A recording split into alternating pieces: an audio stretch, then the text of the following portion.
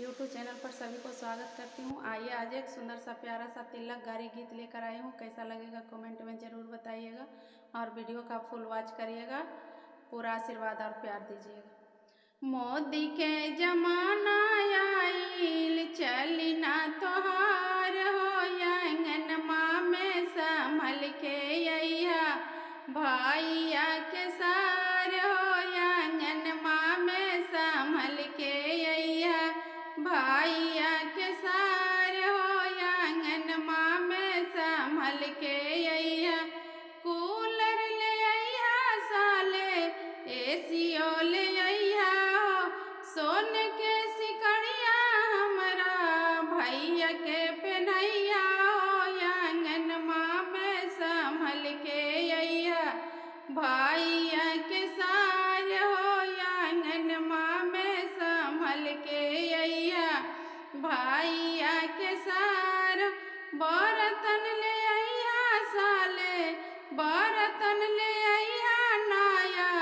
चली ना पुरान हो आंगनमा में संभल के अइहा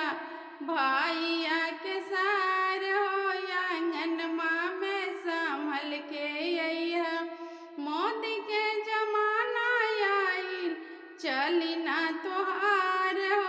मोदी के जमाना आइल चली ना तोहार हो आंगनमा में संभल के अइहा भैया के सार हो आंगनमा में संभल के अइहा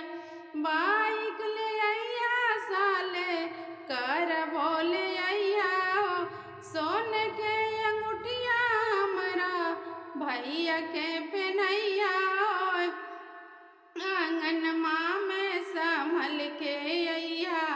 भैया के सार हो आंगनमा में संभल के अइहा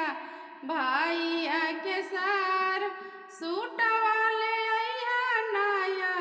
चली ना पुरान हो आंगनमा में संभल के अइहा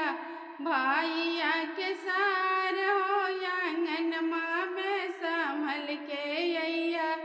मोदी के जमाना आई चली ना तोहार